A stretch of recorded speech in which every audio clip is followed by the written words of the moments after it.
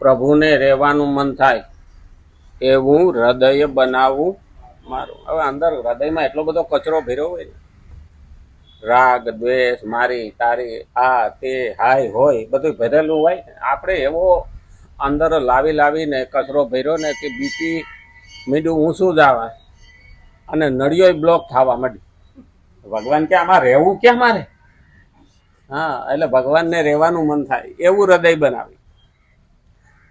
મને તું મારામાં દેખાય, આ બહુ મોટો શબ્દ છે.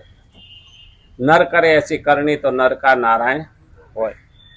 મને તું મારામાં દેખાય, કારણ કે તું મારી અંદર આવીને બેઠો છે. મમે અંશ જીવ લોકે જીવ ભૂતા સનાતન. ગંગામાંથી લોટી ભરીને લાવીએ ને તો પણ ગંગા જ છે.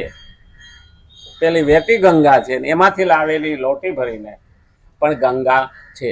એમ ભગવાનમાંથી જે અંશ છૂટો પડ્યો ને એ આપણામાં છે અને એ ભગવાનનો અંશ ભગવાનમાં જ સમાવાનો છે.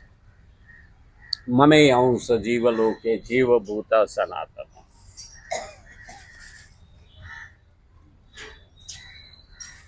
હમણાં ગાતા સેલ ઉતરી ગયા. આપણે ગમે ત્યારે સેલ ઉતરવાના તો છે.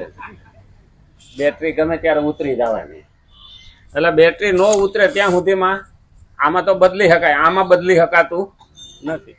ત્યાં સુધીમાં આપણે ભગવાન તારું કામ કરી લો. આ તો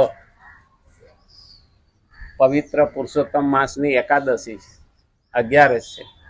બહુ મહત્વનું આજનું પર્વ છે. આપણે એવું લાગે કે બધા દિવસો તો આવે જ છે, પણ દાન તપ ભક્તિ અને કર્મ અત્યારે ક્ષય થતો નથી આમાં કરેલું. જેમ શાસ્ત્રમાં કહેલું છે કે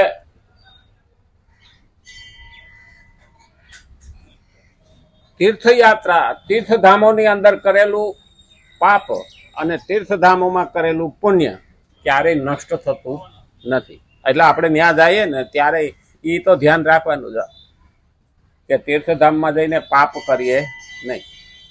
જો કે હવે તો એટલી બધી ટેકનોલોજી આવી ગઈ છે ને માણસ તીર્થધામમાં રહે છે, ઘરમાં એ ખબર નહીં પડતી.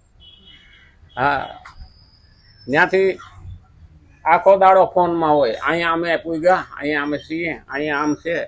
એટલે ઘરમાંથી બહાર જતા નથી. નાના કે અમે તો બહાર ગયા છીએ. આપણો દેહ બારો ગયો છે. આગે બેઠો.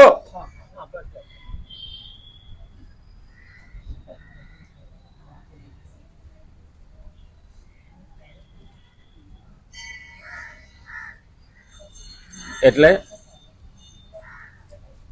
તીર્થયાત્રામાં જવાનું કારણ જ આ છે કે ઘરને ભૂલવાની પ્રેક્ટિસ. અને જ્યાં જગાએ મહાપુરુષોએ તપ કર્યું એવી ભૂમિમાં જઈને દેહને પવિત્ર કરવાનો, મનને શાંત કરવાનું અને મનને ભક્તિમાં ડૂબાડવાનું. હવે એમાં ઘણી વખત આપણે પિકનિક મનાવવા જતા હોય ને એવું લાગે, અને તીર્થયાત્રાને પણ આપણે બગાડતા હોઈએ છીએ. હમણાં જો સતને આધારે હાલતું હોય છે તો પણ 5 જ્ઞાનેન્દ્રિય, 5 કર્મેન્દ્રિય ને 11મું મન એટલે એકાદશી. આ 11 વસ્તુ ભગવાનમાં લાગે ને, કારણ કે આ દેહ છે એમાંથી 5 જ્ઞાનેન્દ્રિય છે, 5 કર્મેન્દ્રિય છે અને 11મું મન. આ બધું ભગવાનની ભક્તિમાં જોડાય ને એટલે એકાદશી થઈ. કાયમ તો કરીએ જ છીએ, પણ આ દિવસે આખો દાડો કોઈની મારી તારી ન કરતા ભગવાનમાં મન રાખવાનું છે. હા, કાલે આપણે માળા દીધી હતી, ગૌમુખીમાં રાખી હોય, માળા ફરતી હોય, અટ મારા પટ મારા ભાગ મારા ભાઈના હારા ઘણા. હા, માળાના વ્રત લઈ લે અને પછી ટાઈમ ન હોય ને એટલે ફટાફટ જાતે હોય. ગૌમુખીની અંદર કેટલા જાય છે? 2 ભેગા જાય છે, 4 ભેગા જાય, ખબર? એમ માળા નહીં કરવાની. એક એક પારો, એક એક નામ લેતા મન એમાં રાખીને પછી ભલે અડધી જ માળા થાય, 5 નો થાય તો હાલે, પણ મન એમાં હોવું જોઈએ. પ્રેક્ટિસ પાડવાની છે, એ આપણે આદત પાડવાની મનને. મન છે ને નાના છોકરા જેવું છે, આમ કહીએ તો માકડા જેવું છે. માકડું એટલે વાંદરું. એને બેહાડો ને તો ઘડીક વાર સ્થિર બેહે નહીં. એ મનને બેહાડવાની કોશિશ કરીએ ને તો સ્થિર બેહે નહીં.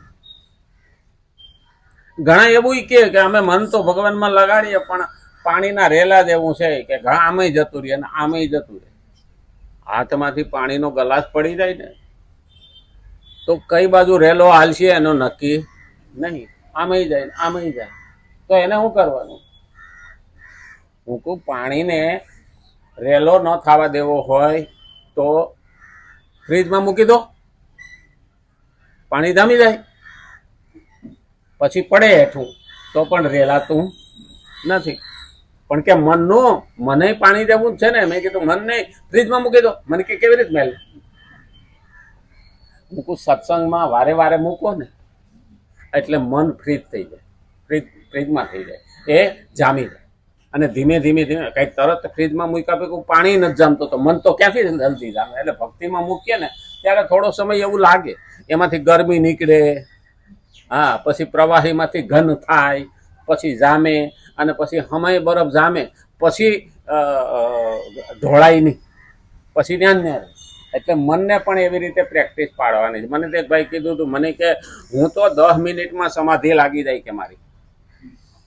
એમ તો હા, હું કહું સમાધિમાં શું થાય તને? શું દેખાય? એ કે કશું નહીં, કે કોઈ 80 કઈડા હોય ને એવી વેદના થાય. હું તો હારો છો, જાય છો. એ સમાધિ નથી, સપનું છે. કારણ સમાધિ માટે 3 તપ જોઈએ. 12 વર્ષનું એક તપ. એની પ્રેક્ટિસ સતત કરીએ ને તો 36 વર્ષે સમાધિ લાગે. આપણે તો તરત ને તરત 10 મિનિટમાં સમાધિ લગાડીએ ને તો ઊંઘી ગયા કહેવાય, બાકી કશું હોતું નથી. એવા ભ્રમમાં ન રહેતા, ફક્ત બ્રહ્મના ભક્તિમાં રહેવાનું. ભ્રમ જુદો અને બ્રહ્મ જુદો. આ ઘણા અભ્રત શબ્દો થઈ ગયા. આપણે કહીએ ને બ્રહ્માણી, તો ઘણા બ્રહ્માણી કે બ્રહ્મ અને બ્રહ્માણી. એટલે અમુક શબ્દ સમજવા માટે આપણે કોશિશ કરીએ. શ્રીમદ ભગવદ્ ગીતા 3જો અધ્યાય અને 34મો શ્લોક આપણે જોઈએ છીએ. હવે ખરેખર તો આ 34મા શ્લોકમાં ભગવાને આપણને મન કેમ સુધારવું એના વિશે વારે વારે કહ્યું છે કે મનમાંથી આ કાઢી નાખ, મનમાંથી આ કાઢી નાખ. મન એટલે સ્વભાવ. સ્વભાવ કેમ સુધારવો? તો પહેલા તો સ્વભાવ શેમાંથી બને એ 33મા શ્લોકમાં કીધું, અને 34મા શ્લોકમાં કીધું કે સ્વભાવ તારો સુધારવો કેમ? માણસ સુધારી શકે, બીજું કોઈ સુધારી શકે નહીં. માણસ સ્વભાવ સુધારી શકે. એનો મતલબ છે કે જનાવર, એને તો ભગવાને જે પ્રકૃતિ આપી છે ને એમાં કોઈ ફેરફાર થતો નથી. કારણ કે બલાડીને ઉંદર મારવાનું પ્રકૃતિ છે, એનો સ્વભાવ છે, એમાં કોઈ ફેરફાર કરી શકે નહીં. એ ભગવાન ચલાવે છે. આપણને એકને જ મન આપ્યું, બુદ્ધિ આપી ને કર્મ કરવાની છૂટી આપી, અને બાકીના બધા જે યોની છે 84 લાખ યોનીમાં, એને સજા ભોગવવા માટે આપી. જે ભગવાને મનુષ્ય યોનિમાં કરેલા કર્મો છે એમાંથી એને સજા આપી. એટલે કોઈ 4 પગવાળું થયું. કાલ તો હું એક વિડીયો જોતો તો મને એક મોકલો તો, ધારી પાસે ક્યાંક ભેંસ વ્યાણી, તે એનું પારું પંખી વાળું હોય, અલા પાંખું વાળું આવ્યું. બોલો, ગરુડની પાંખું જેવું. હવે AI વિડીયો હતો કે એ ખબર નહીં, પણ 4 પગ ને 2 પાંખ, પાંખવી મોટી મોટી ગીધ જેવી. મેં કીધું આ મોટું થતા ઉડે નહીં તો સારું. કારણ કે કુદરતની કરામત છે, કંઈ પણ થઈ શકે. રામાયણની અંદર લક્ષ્મણે પણ રામને પૂછ્યું હતું કે હે ભાઈ, હોનાનો મૃગ હોય? રામને પ્રશ્ન કર્યો હતો. રામને હું ખબર ન હોય, પણ ભગવાન કે પ્રકૃતિમાં શંકા કરાય નહીં, કઈ અશક્ય નથી.